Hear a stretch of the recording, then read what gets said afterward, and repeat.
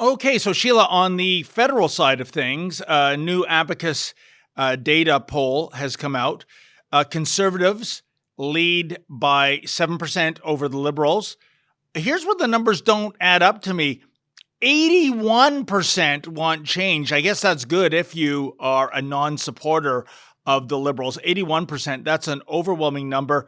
But 31% don't feel comfortable with the alternatives available. So what does that mean? They're going to stay at home? First of all, Sheila, I question the data. And I'll give you a personal anecdote that's just happened. Abacus is terrible, actually. Yeah. And their data's not that great. I will say this.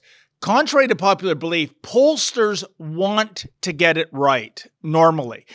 They want to be known as, like, after election day, you see, we nailed it. It's good for their business. But there's a couple of things. One is the number of Canadians that still have landlines has greatly diminished. So getting in touch with people to poll has become that much harder. And also, they make a database, Sheila, of those who still have landlines, and they keep calling and calling. And that takes that compromises the science in terms of a random poll. Secondly, let me tell you this, in terms of the Toronto mayoral election, and this has really got my alarm bells ringing. In the last, I'd say 16 days, Sheila, I've had 3 robocalls. It's the same pollster. And it's about who you support for Toronto mayor. Now, there's 102 candidates. I mean, it's not even fair making it alphabetical, order. But surely if you are doing a non-biased poll, you would randomly scramble the names. But Sheila, 3 times out of 3 calls, what do I hear?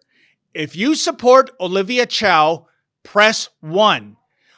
Right. Right off the bat, that is horrifically biased. The odds, if that was randomly scrambled, the odds of me getting Olivia Chow press 1 3 out of 3 times, that would make the most reckless gambler cringe, okay? Because if your guy is number 77, are you going to wait 20 minutes to pound 77? No, of course not. And here's the second thing, Sheila. I don't live in the city of Toronto. I'm in York region, Richmond Hill.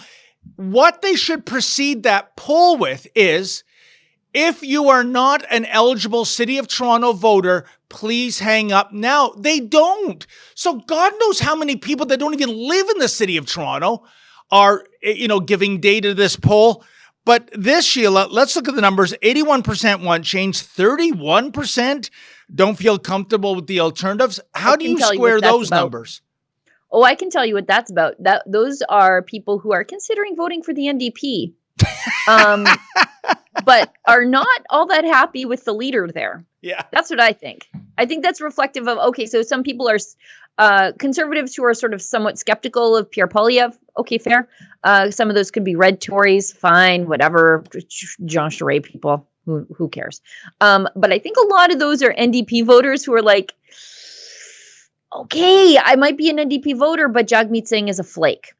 And so I think that might be manifesting in the data, if the data is even a little bit accurate there. Yeah, and that's a self-inflicted wound, Sheila. I'm sorry. With Jagmeet Singh constantly calling out blackface on social media, only to prop up him and his party in the House of Commons.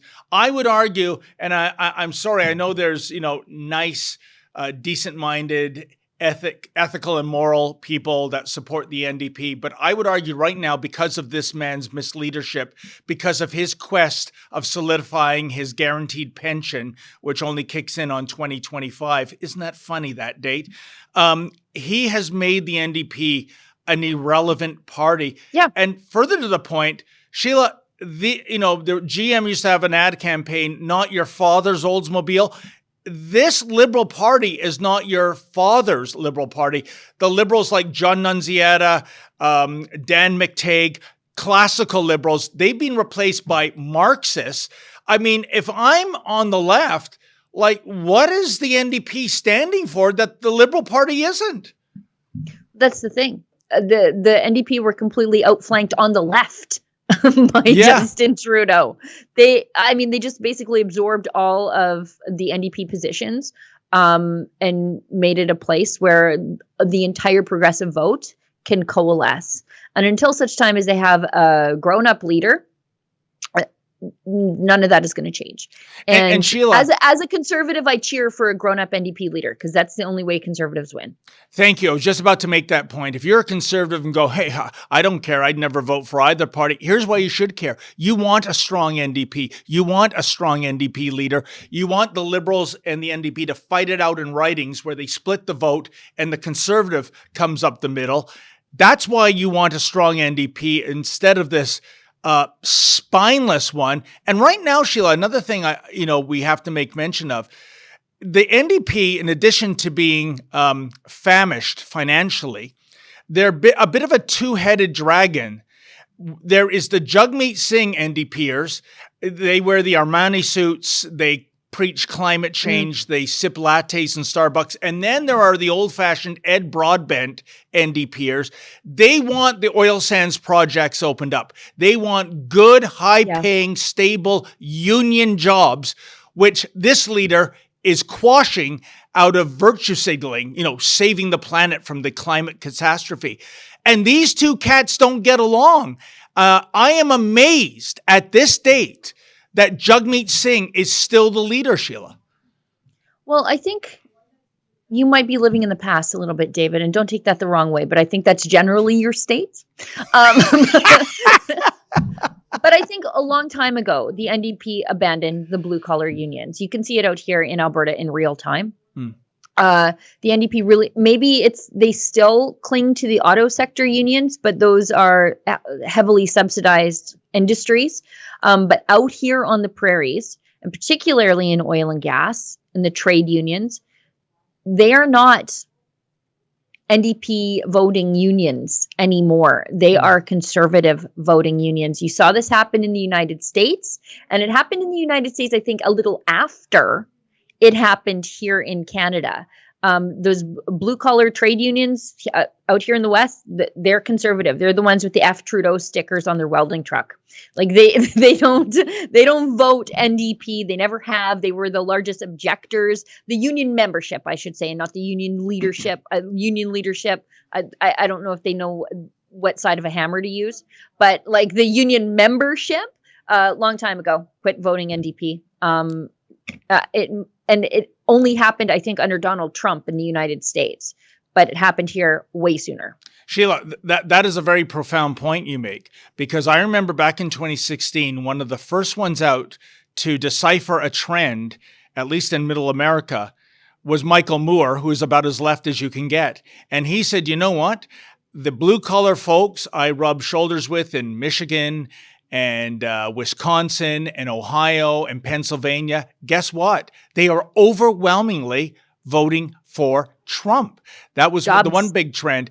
The other, in the last U.S. election, and Michael Moore was right, and you saw what happened, Trump won. The other trend that happened in the last election was the continuation of blue-collar, especially males, voting Republican. But on the flip side, white, suburban, college-educated females voting for Biden. And sure enough, I won't give her name, but Lady Menzoid's best friend, who now lives in California, she voted Republican all the way down the ticket, except for president. And why? Those mean tweets, if you can believe it, Sheila. So she proved Cruz is right. And she is exactly that. White, college-educated, suburban female living in California. So, I think in the Canadian context, it's not so much the blue-collar workers have abandoned the NDP, rather the NDP abandoned them. Yeah. I miss those mean tweets, by the way. So do It I. seems so much normal than like transgender boobs out at the White House. You know what I mean? Unbelievable. Sheila, can you imagine? But can you imagine voting Republican all the way down except for president because of mean tweets? That's it. That's all she has. Because if you look at Trump's policy, record low inflation, record low unemployment, especially minority group unemployment, Asian, woman, Black, you name it. Energy independent, first time in 70 years. The world was a lot safer place. I don't care where you are in the political spectrum. You have to give them that. I mean, we didn't have China swinging its muscles like it is now. What's happening in Iran, what's happening in North Korea. I mean, by every, benchmark, domestic and foreign policy, Trump was a superstar, one of the best presidents ever. And yet, mean tweets offends the sensibilities of someone, probably because, Sheila, the mainstream media told those people to get offended by those mean tweets. Yeah, peace broke out in the Middle East. Yeah. And, now we've got Iran getting prickly, China taking over the world, and dumping of the strategic reserve to fight inflation because inflation's out of control. So, I mean, I miss the mean tweets is what I mean to say here. Hey, folks, that was a clip from the Daily Roundup. That is our live stream show that airs from 1 to 2 p.m. Eastern Standard Time, Monday to Friday. I'm usually here for 4 of the shows. Our Alberta team takes over on Fridays. And you know what? You can interact with the hosts. If you give us a small financial donation, we'll read your comment during the live stream. So please go to revelnews.com/livestream and tune in Monday to Friday at 1 p.m. Eastern.